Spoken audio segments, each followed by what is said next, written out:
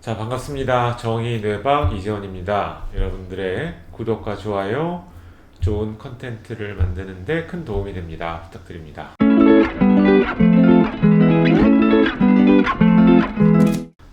오늘은 지난번에 이어서 아스퍼거 증후군 치료에 관련된 부분을 좀 말씀을 드려볼까 해요. 아스퍼거 증후군 치료를 아마 찾아보시면 항상 뻔하고 비슷한 이야기들 밖에는 없습니다. 그래서 여러 가지 인지행동 치료부터 시작해서 가족들이 교육을 받아야 되고, 그리고 아스퍼거 증후군을 치료할 수 있는 약제는 없다.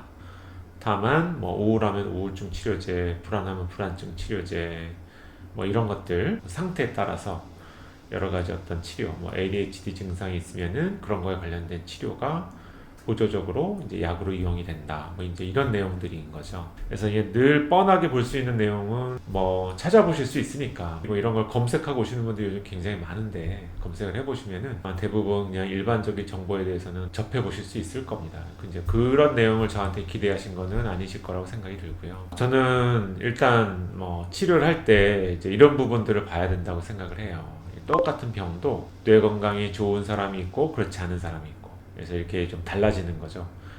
당뇨병이 있어도 혈당 조절도 안 되고 그래서 몸이 여기저기가 어렵고 힘든 사람이 있고, 당뇨병이 있어도 건강 관리를 잘해서 혈당도 잘 맞고 여러 가지 부작용이나 이런 것들도 없는 사람이 있고, 이거랑 이게 똑같은 겁니다. 이제 아스퍼거 장애라고 해도 이 뇌 건강 상태는 좀 다르게 놓고 봐야 돼요.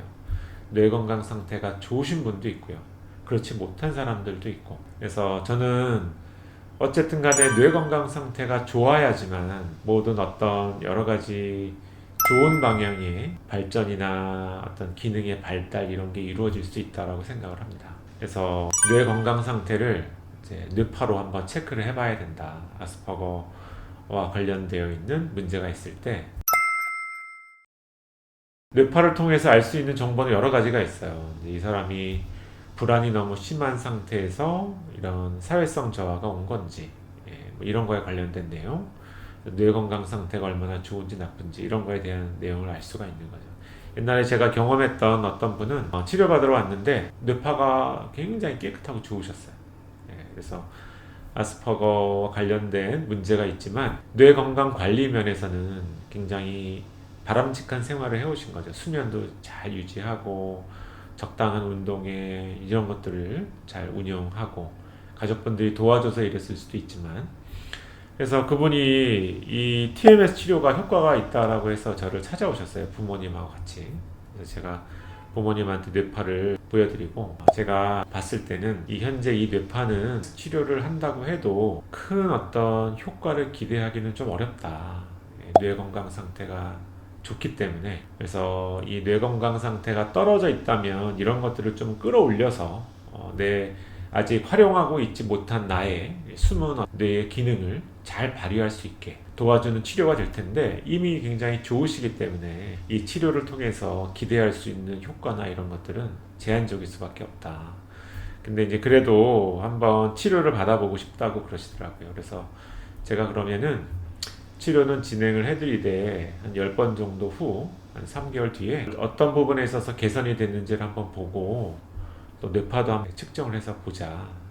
그래서 효과가 없고 본인의 이제 기대했던 어떤 효과들이 나오지 않는다라고 한다면은 치료를 더 이상 이어가실 필요는 없다, 이렇게 이제 말씀을 드렸죠.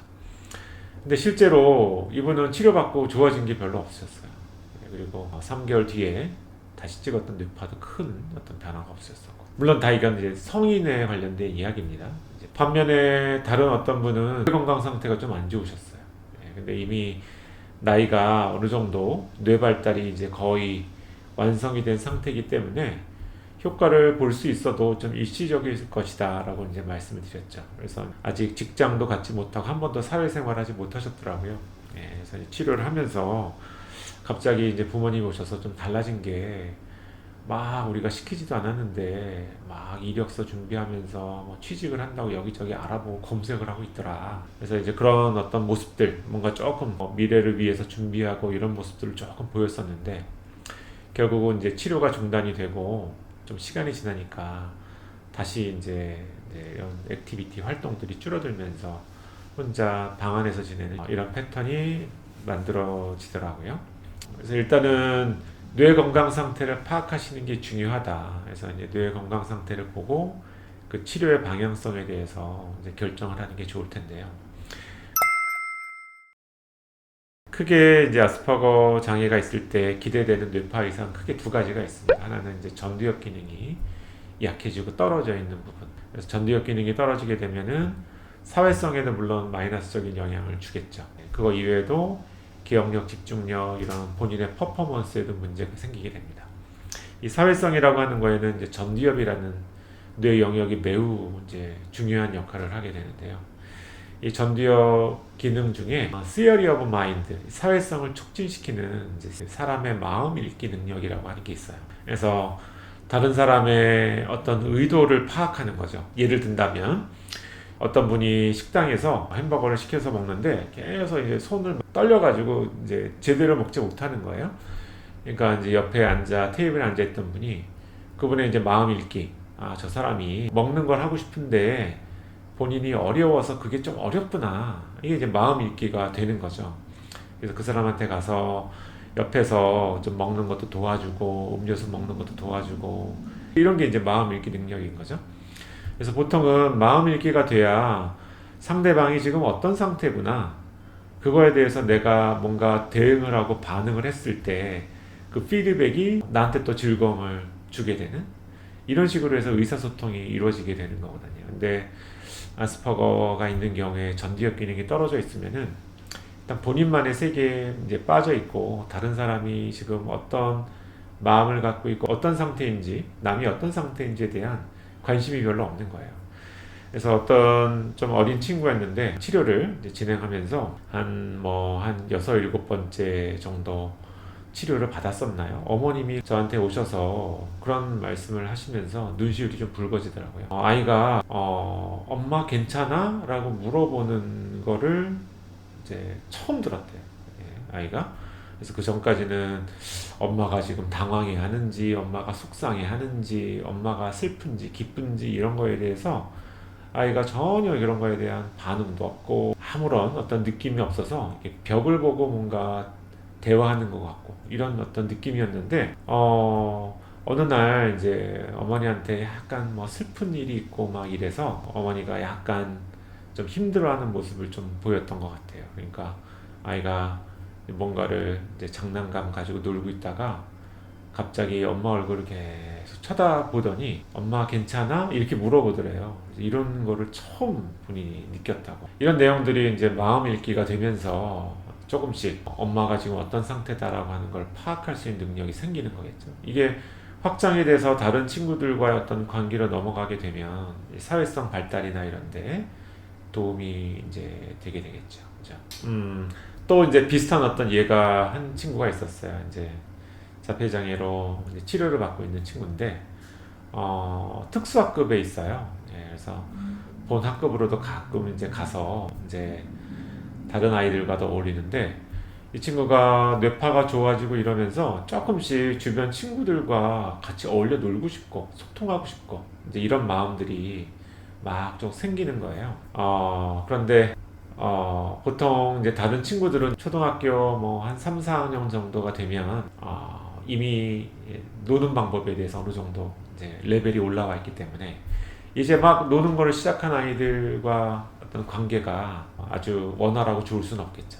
이 친구가 끼면은 뭔가 좀 재미없어진다든지 하는. 그래서 본인에게 좀 잘 맞는 놀이 레벨이라든지 이런 게 비슷한 친구들이랑 자꾸만 어울려서 놀고 이러려는. 그래서 이 친구가 주변 친구들이 잘 본인을 좀 같이 놀아주기도 하고 이야기도 해주고 어울리는데도 끼워주고 이러면은 그날은 기분이 너무너무나 좋고 그렇지 않고 너 있으면 재미없어 너 다른 애 가서 놀아 이렇게 좀 거부를 당하면은 너무너무 속상하고 그래서 이제 이런 상태가 된 거죠. 그래서 어머님 말씀이 그래도 이전까지는 이렇게 다른 친구들과 논다는 거에 대한 관심도 전혀 없었는데 이렇게 치료를 받고 전두엽이 좋아지고 이러니까 아이가 점차 다른 친구들과 어울려서 놀고 싶어 하고 이런 게 잘 됐을 때 또 기분 좋아하고 이런 모습을 보니까 조금씩 이제 성장하고 있다는 느낌이 든다. 이런 말씀을 이제 제가 들은 적이 있었는데요.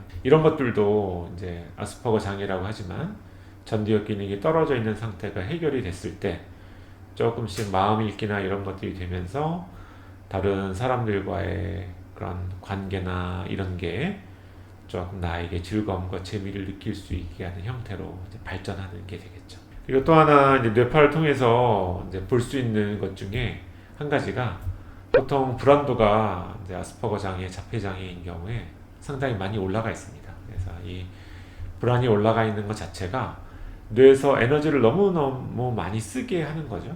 예, 그러니까 전두엽이 쓸 수 있는 에너지가 부족해지게 됩니다.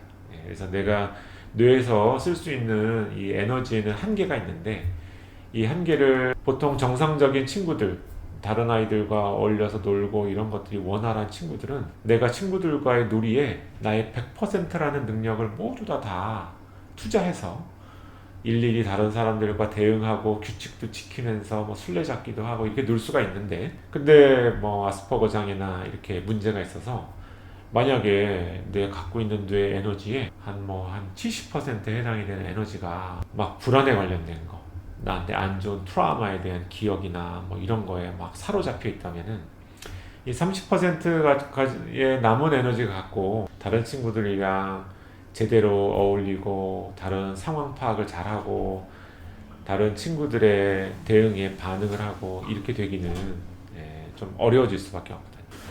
자, 그래서 이 불안도를 좀 낮춰주는 게 사회성을 올리는데 매우 중요합니다. 그래서 이 불안도를 낮춰주는 방법에는 굉장히 다양한 여러 가지 방법들이 있겠죠. 뭐 약이나 이런 것들을 사용을 해서 불안을 좀 낮춰주는 방법도 있고요. 또 불안 영역에 이제 저런 TMS나, 그래서 제가 몇 번에 걸쳐서 소개시켜드린 이제 H7 코일 같은 걸로 불안 영역을 이제 TMS로 자극을 해서 불안을 제어하고 그걸로 전두엽의 기능을 좀 좋아지게 이렇게 한다든지. 그래서 그 이외에도 다양한 불안을 조금 낮춰줄 수 있는 이런 방법들. 이렇게 꼭 의학적인 치료가 아니더라도 집에서 뭔가 해볼 수 있는 어떤 방법들. 그런 방법에는 일단은 아이를 불안하게 할 수 있는 요인들을 가급적이면은 좀 줄이고, 그리고 뭘 잘 못하고 뭔가 좀 어렵고 힘든 거에 대해서 조금 이제 접근 자체를 미운 오리 새끼를 대하는 것 같은 전략. 어차피 얘는 나중에 커서 굉장히 좋은 사람이 될 거야. 그러니까 지금 뭔가 조금 어렵고 힘들어도 그냥 조금 느릴 뿐이지 괜찮아. 그래서 약간은 좀 아이한테 자극이나 불안에 관련된 것들을 조금은 이제 피할 수 있게 이렇게 도와주는 방법들. 그래서 이제 보통은 아이가 어떤 불안한 상황에 처하게 되면 불안한 상황이 일어나지 않게 하는데 보통 보호자분들은 아주 집착을 하시는 경향이 있는 것 같아요. 만약에 좀 예를 든다면 우리 아이한테는 자꾸만 밤에 뭐 잠을 잘 때 악몽을 꾸는 이런 내용에 대해서 너무너무나 힘들어한다. 이게 아이의 스트레스가 되는 것 같다. 그래서 악몽을 안 꾸게 해달라.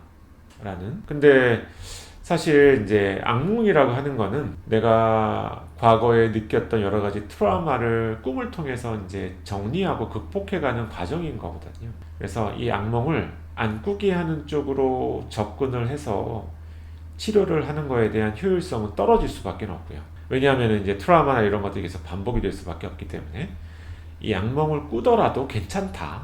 지금 내가 겪고 있는 여러 가지 불평감, 어려움 이런 것들을 좀 이제 극복하면서 뇌에서 자연적으로 일어나는 거기 때문에 괜찮다. 그리고 뭐 예를 들면은 주변 친구들과의 어떤 관계나 이런 것들도 아이에게 뭔가 스트레스가 전혀 없는 이런 환경이 제공이 되는 것보다 이런 게 일어나도 괜찮게 생각해도 되는 이런 쪽으로 잠깐만 어떤 생각의 방식이나 이런 것들을 바꿔야 돼요. 그래서 왜 이제 온실 안에 화초라는 이야기가 있잖아요. 그래서 비가 올까봐 막아주고 바람이 불까봐 막아주고, 근데 나중에 이 비닐하우스 역할을 하는 게 없어졌을 때는 어떻게 될까요? 그 안에 있는 화초는 한 번도 이렇게 어떤 어려움을 겪어보지 못했기 때문에 약해지고 적응이 더 어려울 수밖에 없는 거거든요. 그래서 좀 천천히 좀 추운 기온에도 이겨낼 수 있게, 조금 추운 기온도 경험하게 하고, 조금 비가 오는 것도 좀 맞을 수 있게 좀 하고, 약한 시기라도 좀 자극을 이겨내고 내가 이걸 극복할 수 있게 도움을 주는 쪽이 결국 불안으로부터 극복이 될 수 있는 이런 상태인 거거든요. 그러니까 다른 비유를 들면은, 만약에 어렸을 때 강아지에 물렸다 그러면은 그 사람이 그냥 40, 50대까지 그냥 아무것도 안 하면은 강아지에 대한 공포가 죽을 때까지 없어지지 않거든요. 그러면은 강아지가 무서우니까 그냥 평생 살면서 강아지를 피해 다니면 되겠네. 이것도 한 가지 방법이 될 수는 있을 거예요. 그러나 얼마나 이게 불편하겠어요. 어디를 가나 강아지가 어디 있으면 어떡하지? 라는 불안함에 계속 불안한 어떤 상태를 경험을 해야 될 수밖에 없거든요.